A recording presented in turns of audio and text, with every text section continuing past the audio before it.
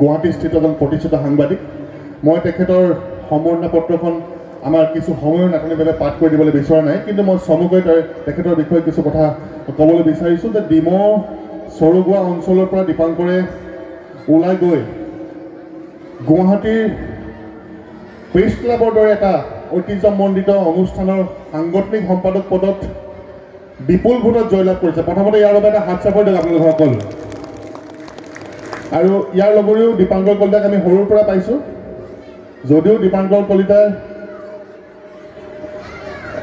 এটা অন্যান্য বেলেগ জনগোষ্ঠীৰ পৰা বিলং কৰে, কিন্তু তেখেতে সদৌ টাইমছ ছাত্ৰৰ এটা সময়ত আমাৰ সদস্যও আছে। সদৌ টাইমছ ছাত্ৰৰ লগত থাকি পেলাই কিছু কাম চামো কৰিছিলে। আমাৰ এইটো কাৰণে ভালো লাগে, গতিকে আগৰ পৰা সমাজ জীৱনৰ লগত জড়িত হৈ থাকে। আমি দীপাংকৰ সুস্বাস্থ্য কামনা কৰিছোঁ আৰু তেখেতক এই সম্বৰ্ধনা পত্ৰখন আগবঢ়াই দিবলৈ মই উদযাপন সমিতিৰ বিষয়সকলক অনুৰোধ জনাইছোঁ।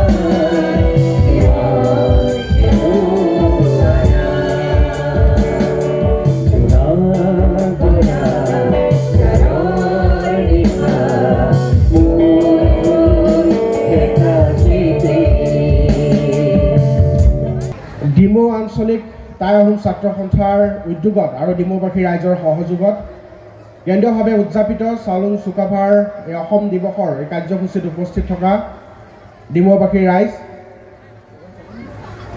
আপোনালোক সকলোৱে ইতিমধ্যে বহুখিনি কথা শুনিছে। বহুকেইজন বিজ্ঞ ব্যক্তিয়ে যথেষ্ট সাৰুৱা ভাষণ তেওঁলোকে আপোনালোকৰ আগত আগবঢ়াইছে।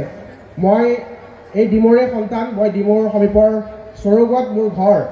মই যিহেতু সংবাদ সেৱাৰ লগত জড়িত, মই ডিমৌবাসীৰ অকণমান সচেতনতাৰ বাবে দুটামান কথা আঙুলিয়াই থৈ যাব বিচাৰিছোঁ। মই থকা চৰুগুৱা, যি চৰুগুৱাক আহোমৰ দ্বিতীয় ৰাজধানী বুলি একাংশই ক'ব খোজে, আন একাংশই হাবুঙক দ্বিতীয় ৰাজধানী বুলি ক'ব খোজে। ৰাজধানীক লৈ চৰুগুৱা যথেষ্ট বিতৰ্কৰ আৱৰ্তত আছে। চৰুগুৱাত যথেষ্ট কীৰ্তিচিহ্ন আছে, বহু সমল আছে, মৈদামকে ধৰি বৰপুখুৰী আছে, কিন্তু সেই কীৰ্তিচিহ্নসমূহ লাহে লাহে সময়ৰ সোঁতত নোহোৱা হ'বলৈ ধৰিছে। এতিয়া শেহতীয়াকৈ আমি দেখিছোঁ চৰুগুৱা বৰ মৈদামটো টাই আহোম উন্নয়ন পৰিষদে কিছু তেওঁলোকে পুঁজি আবণ্টন কৰি সংৰক্ষণৰ ব্যৱস্থা কৰিছে। মই চৰুগুৱাক উদাহৰণ হিচাপে লৈ মই আন কেইবাটাও স্থানৰ কথা মই অকণমান আপোনালোকক উনুকিয়াই দিব বিচাৰিছোঁ। বৰ্তমান সময়ত আমাৰ নিতাই পুখুৰী, যি নিতাই পুখুৰীৰ ঐতিহ্য আছে, সেই নিতাই পুখুৰীৰ যিটো নিতাই পুখুৰীটো, সেই পুখুৰীটোৰ অৱস্থা যথেষ্ট তথৈবচ। ডিমৌ নগৰৰ কাষতে একেবাৰে গাতে মাজমজিয়াত থকা ডিমৌ পুখুৰী, যি ডিমৌ পুখুৰীক লৈ দল সংগঠনে বিভিন্ন সময়ত আন্দোলন কৰিছে, বা এই যিসমূহ কীৰ্তিচিহ্নক লৈ যিসমূহ সমল ৰজাদেৱ স্বৰ্গদেউসকলে আমাক দি থৈ গৈছে, আমি যিহেতু সকলোৱে আজিৰ এই মঞ্চখনৰ পৰা চুকাফাৰ আদৰ্শ, চুকাফাৰ সেই সত্তাটোৰ কথা আমি সকলোৱে আলোকপাত কৰিছোঁ। গতিকে আমি ডিমৌবাসী ৰাইজ হিচাপে কেৱল শিৱসাগৰ মানে ৰংঘৰ, তলাতল ঘৰ বা চৰাইদেউৱেই নহয়, বা চৰাইদেউৰ মৈদামকেইটাই আমাৰ বাবে সম্পদ নহয়। আমাৰ বাবে এই ডিমৌ অঞ্চলটোত সিঁচৰতি হৈ থকা যিসমূহ সম্পদ আছে, এই সম্পদসমূহৰ প্ৰতিও আপোনালোক সকলো দায়বদ্ধ হোৱাটো দৰকাৰী। চৰকাৰে যথেষ্ট অমনোযোগিতাৰে বিষয়সমূহ চাইছে বা বিশেষ গুৰুত্ব দিয়া নাই, কিন্তু আমি স্থানীয় ৰাইজ হিচাপে নিজৰ ঐতিহ্যক যেতিয়ালৈকে আমি গৌৰৱ হিচাপে ভাবিব নোৱাৰোঁ, যেতিয়ালৈকে আমাৰ নিজৰ সম্পদ হিচাপে ভাবিব নোৱাৰোঁ, তেতিয়ালৈকে আমি কিন্তু নিজৰ অস্তিত্ব কেতিয়াও সুৰক্ষিত কৰি ৰাখিব নোৱাৰিম। গতিকে আপোনালোকলৈ মোৰ কৰজোৰে এইটোৱে অনুৰোধ যে ডিমৌ পুখুৰী, নিতাই পুখুৰীকে ধৰি চৰুগুৱাৰ মৈদামকে ধৰি আমাৰ এই ডিমৌ অঞ্চলত সিঁচৰতি হৈ থকা যিসমূহ ৰজাদিনীয়া সম্পদ আছে, কীৰ্তিচিহ্ন আছে, এইসমূহ সংৰক্ষণৰ ক্ষেত্ৰত ডিমৌবাসী ৰাইজ আজিৰ এই মঞ্চখনৰ পৰাই আপোনালোকে সংকল্পবদ্ধ হওক, সকলোৱে একত্ৰিতভাৱে এই বিষয়টোৰ ক্ষেত্ৰত মাত মাতক। আপোনালোকে নিজে যদিহে নোৱাৰে চৰকাৰৰ সহযোগিতা লওক, কাৰণ ৰাইজে অকলে সকলোখিনি কৰিব নোৱাৰিব।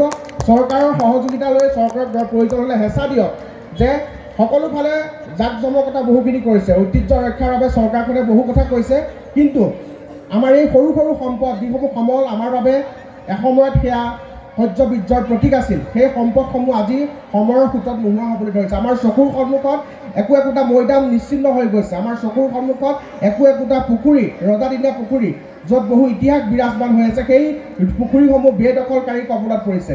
সেইসমূহ উদ্ধাৰৰ ক্ষেত্ৰত আপোনালোকে সকলোৱে উমৈহতীয়া প্ৰচেষ্টাৰে আগবাঢ়ি যাব বুলি মই আশা প্ৰকাশ কৰিছোঁ। আজি অসম দিৱস তথা চুকাফা দিৱসৰ এই পবিত্ৰ ক্ষণত পুনৰবাৰ সকলোলৈ আন্তৰিক শুভেচ্ছা জনাই স্বৰ্গদেউ চাউলুং চুকাফাক সশ্ৰদ্ধ স্মৰণ কৰি মোৰ ভাষণ ইমানতে সামৰণি মাৰিছোঁ।